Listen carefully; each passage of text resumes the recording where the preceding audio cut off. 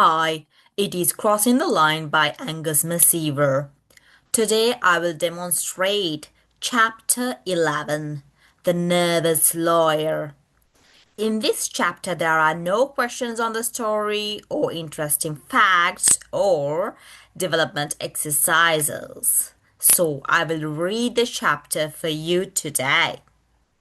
For more details on the chapter and for online classes, please comment below or WhatsApp the show number on the thumbnail. Let's get started with Chapter 11, The Nervous Lawyer. A French lawyer had been hastily summoned to the bedside of an old friend in order to draw up his last will and testament. After a 3-mile journey, the lawyer, a very nervous and excitable man, arrived just in time. This will was duly signed, and a little later the patient passed away. Meanwhile, the lawyer sat cowering over the fire, aghast at the scene that was passing before him, and striving now and then to keep up his false courage by a glass of wine. Already his fears were on the alert, and the idea of contagion flitted to and fro through his mind. In order to quiet these thoughts, he lighted his pipe and began to prepare for returning home. At that moment, the doctor in attendance turned round to him and said, "Dreadful time this. The trouble seems to be spreading." "What trouble?" exclaimed the lawyer with a movement of surprise. "Two died yesterday and three today," continued the doctor without answering the question. "Very serious epidemic, sir. Very." "But what trouble is it? What disease has carried off my friend so suddenly?" "What disease?" "Why, scarlet fever, to be sure." "And is it infectious?"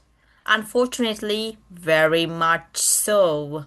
"Then I am a dead man," exclaimed the agitated lawyer, putting his pipe into his waistcoat pocket and beginning to walk up and down the room in despair. "I'm a dead man. Now, doctor, don't deceive me. Don't, will you? What are the symptoms of scarlet fever?" "High temperature and a sharp burning pain in the side," answered the doctor. "Oh, what a fool I was to come here!" shouted the now trembling lawyer. In vain did the housekeeper and the doctor strive to soothe and pacify him. He was not a man to be reasoned with. He answered that he knew the state of his own health better than they did, and insisted upon going home without delay. That was easier said than done, as the carriage in which he had come had returned to the city. At this late hour it would be difficult to hire a vehicle of any description because the whole neighborhood was abed and asleep. What was to be done? There was no other way out of the situation but to take the doctor's horse, which stood at the door patiently waiting for his master. Well, as there was no other remedy, our lawyer mounted this raw-boned steed and set forth upon his homeward journey. The night was cold and gusty, and the wind blew right in his teeth. Overhead, the leaden clouds were beaten to and fro, and through them the newly risen moon seemed to be tossing and drifting along like a tiny boat in the surf, now swallowed up in a huge billow of cloud and again lifted upon its bosom and dashed with silvery spray. The trees by the roadside groaned with a sound of evil omen, and before him lay 3 dreary miles beset with 1,000 imaginary perils. Obedient to the whip and spur, the steed leaped forward by fight. I think it is fight and starts. Uh, starts now dashing away in a tremendous gallop, and now relaxing into a long, hard trot, while the rider, filled with dread of the disease and fear of impending death, and urged on the animal as if he were being pursued by the evil spirit of himself. In this way, by dint of whistling and shouting and beating the hose right and left, 1 mile of the fatal tree was safely passed. The scared lawyer had so far but subsided that he suffered the poor animal to walk uphill. But suddenly his fears were revived with tenfold violence by a sharp pain in the right side, which seemed to pierce him like a needle. "It is upon me at last," groaned the fear-stricken man. "Must I die in a ditch after all?" Then he yelled to the hose, "Hi, get up, get up!" Away went the hose and rider at full speed, hurry-scurry, uphill and down, panting and blowing like a whirlwind. At every leap, the pain in the rider's side seemed to increase. At first it was a pinpoint, then it spread to the size of a sixpence, and then it covered a place as large as the palm of your hand. The disease was gaining upon him fast, fast. The poor man groaned aloud in agony.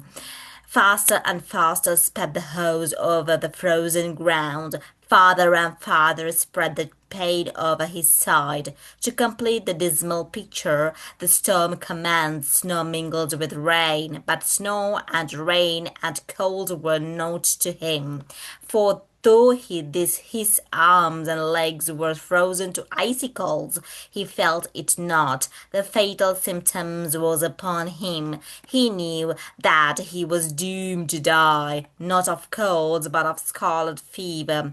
At length he knew not now, more dead than alive. He eventually reached the gate of the city. A band of stray dogs that were howling at a street corner, seeing the lawyer dash by, joined in the hue and cry. Then the mongrels ran barking and yelping at the animal's heels.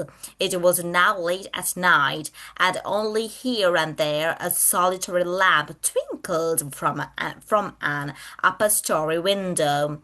But on went the lawyer up this street and down that, till at last he reached his own door.